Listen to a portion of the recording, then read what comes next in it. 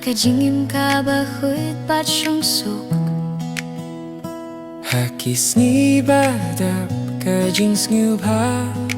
Bad haki por badap kajing gerung in yang rengkat Tong ini os ngu ya kajing yit ka ba shisha Kajing yit ka ba yung julait no Da kajing kurmen bat kajing yaro Ngini ay shafran Hakaway kajing yiris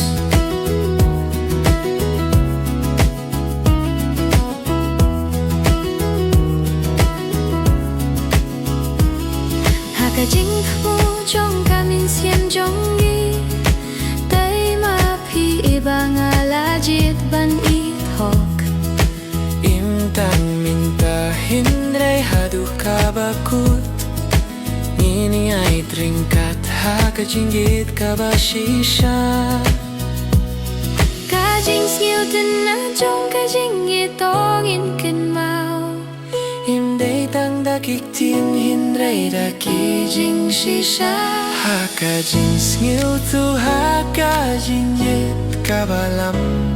Kajing im jong ikan long kajing men Tong ini os ngau ya kajing yit kabashisha Kajing yit kabayam julait no Da kajing kurmen bat kajing yaro Ngini ait shafran Hakaway kajing yibas Tong ini ay lang hakaway kajing yit Habalapin ni aso yang ida kajing yit kabahuit Tong ini ay lang hakaway kajing yit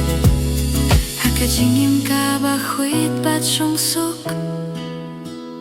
Hakis ni badap kajing sngiu pa Bad haki por badap kajing gerung ini yang ringkat Tong ini os ngau ya kajing yit kabashisha Kajing yit kabayim julait no Da kajing kurmen bat kajing yaro Ngini ait shafran Hakaway kajing yiris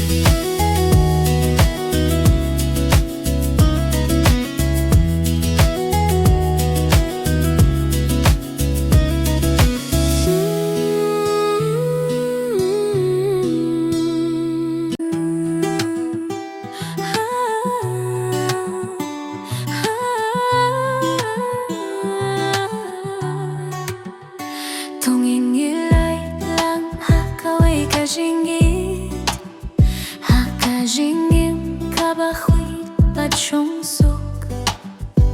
Hakis ni badap kajing sngiu pa Bat haki por badap kajing gerung ini ringkat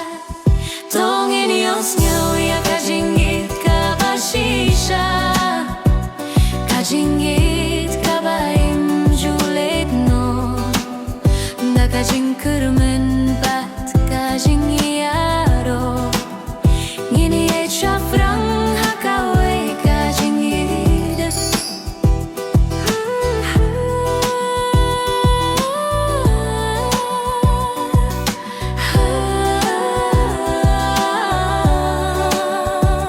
Hakajing mu jong kamin siem jong yi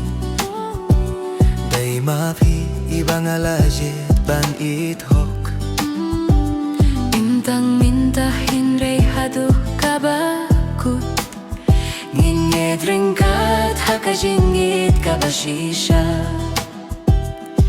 Kajing siutin at jong kajing itongin kun mau Himday tang dakik tin hindray dakijing shisha Hakajing siutu hakajing it kabalam Kajing im jong ikan long kajing men Tong ini os ngau ya kajing it kabashisha Kajing it kabayim julait no Da kajing kurmen bat kajing iaro